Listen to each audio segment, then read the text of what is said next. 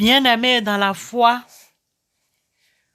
nous sommes dans la joie de vous accueillir au bout des ondes.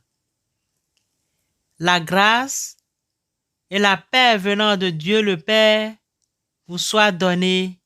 Amen. Écoutons Proverbe 28, verset 13. Celui qui cache ses transgressions ne prospère point, mais celui qui les avoue et les délaisse obtient miséricorde. Glorifions Dieu. Dieu si grand, nous aimerions te démontrer ton amour. Dieu présent, Dieu vivant, tu nous aimes comme un père sait aimer éternellement ses enfants. Avec nos frères et sœurs, nous te saluons. Nous aimerions annoncer de jour en jour ton salut, car tu es merveilleux. Tu es grand et très digne de louange. Tu es redoutable par-dessus tous les dieux. Que ta volonté soit faite sur nous, car tu veux toujours notre bien-être. Amen.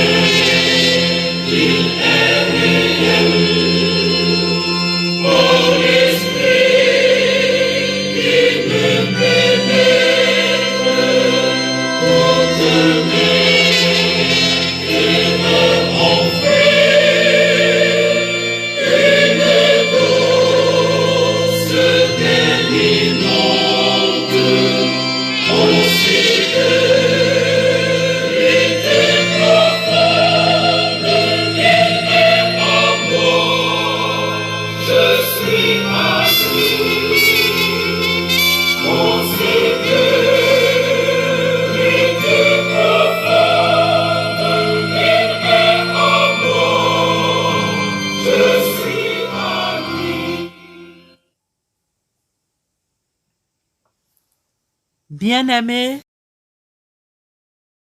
les versets 1 à 4 de l'Évangile selon Matthieu chapitre 27 retiennent notre attention ce matin. Matthieu 27, 1 à 4. Là, il est écrit: Dès que le matin fut venu, tous les principaux sacrificateurs et les anciens du peuple tinrent conseil contre Jésus pour le faire mourir. Après l'avoir lié, ils l'emmenèrent et le livrèrent à Ponce Pilate, le gouverneur. Alors, Judas, qui l'avait livré, voyant qu'il était condamné, se repentit et rapporta les 30 pièces d'argent aux principaux sacrificateurs et aux anciens en disant: J'ai péché en livrant le sang innocent. Il répondit: Que nous importe, cela te regarde.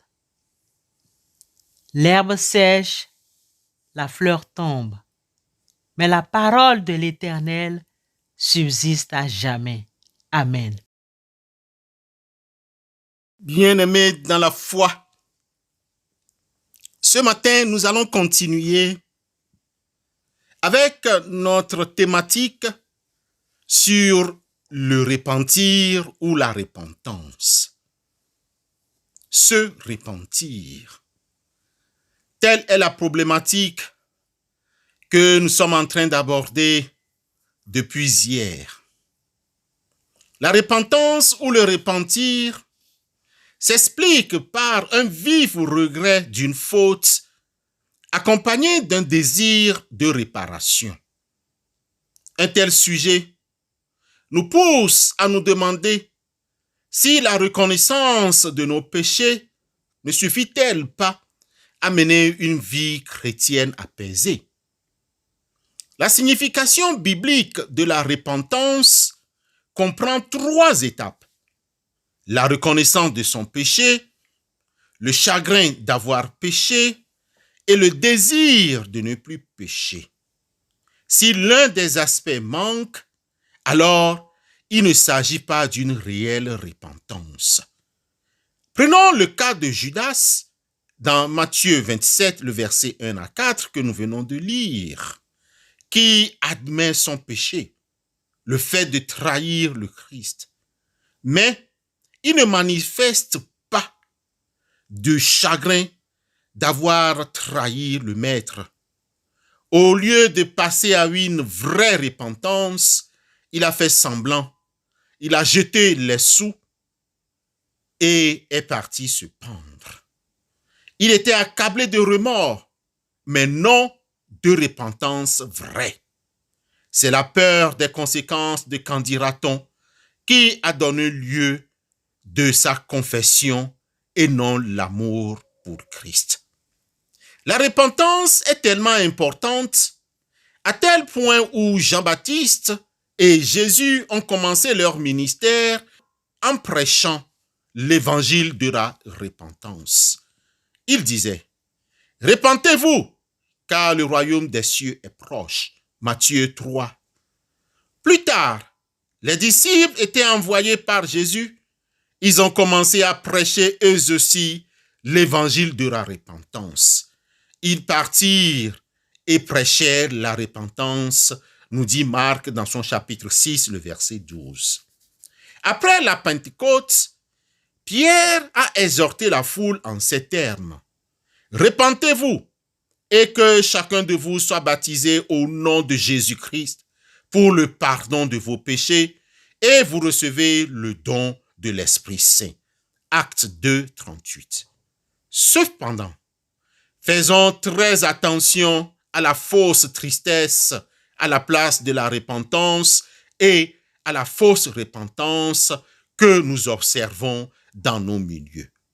La fausse tristesse, la tristesse du monde, correspond à un simple regret des conséquences de notre péché et non une attention du cœur pour avoir offensé Dieu. La vraie repentance est la tristesse d'un enfant souffrant d'avoir attristé son Père éternel. La fausse repentance est commune aux hommes qui regrettent d'avoir été pris la main dans le sac et non d'avoir péché. Contrairement à la vraie repentance qui mène au salut, la fausse repentance du monde produit la mort. La vraie repentance est exemplifiée par l'apôtre Pierre qui marchait dans le salut. Luc 22, verset 32, Jean 21, 15 à 17, tandis que la fausse est exemplifiée par Judas qui alla se pendre. Sans la repentance, la rédemption est impossible, car l'absence de la repentance signifie que l'on refuse de s'abandonner au Seigneur. Bien-aimés, faut-il demander pardon pour la même faute et recommencer sans vouloir changer et abandonner la faute? Ellen White a écrit dans son livre intitulé « Les paroles de Jésus » à la page 159 ce qui suit.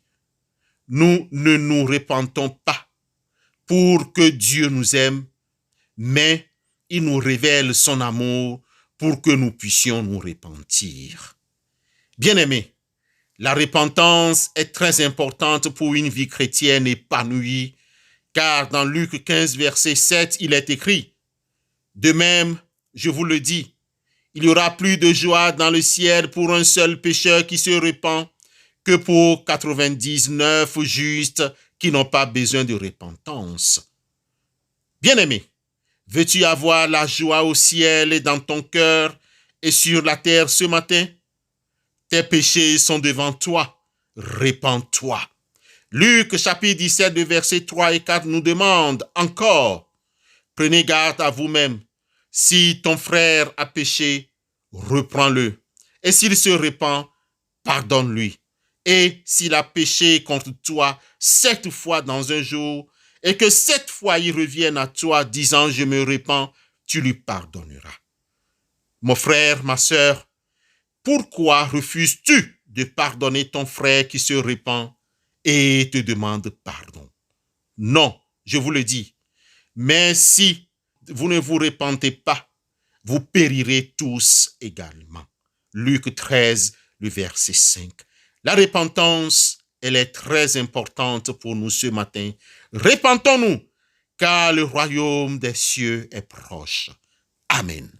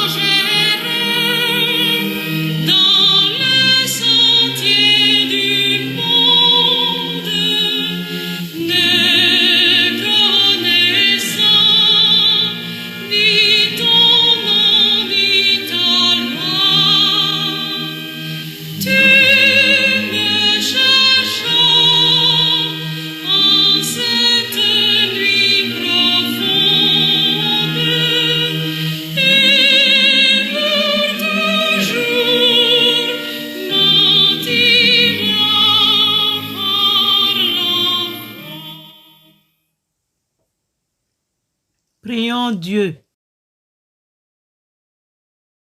Seigneur Dieu, le soleil se lève.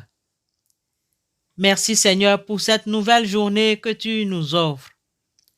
Nous te supplions Seigneur de nous sauver de tout mal. Viens maintenant Jésus, viens demeurer dans nos cœurs. Pardonne-nous Seigneur et permets-nous de reposer en toi, car tu es notre bouclier, notre rédempteur, notre lumière. En toi nous nous fions. Nous répudions le mal et tous les autres petits dieux idoles, car tu es le très haut au-dessus du monde, transcendant de loin tous les autres dieux. Par ton bras puissant, sauve-nous de la mauvaise santé, sauve-nous de la captivité, sauve-nous des difficultés et défais nos ennemis, le démon et autres. Viens vite à notre secours, ô notre Sauveur, par ton Fils unique Jésus-Christ. Amen.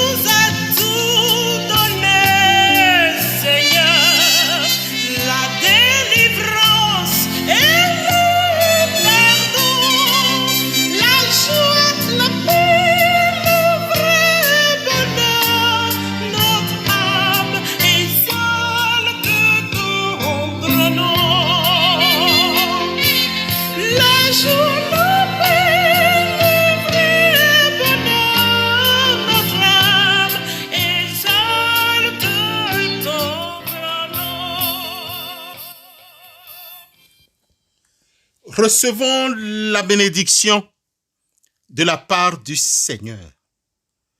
Que le Dieu Tout-Puissant et Miséricorde vous bénisse, le Père, le Fils et le Saint-Esprit. Allez en paix. Amen.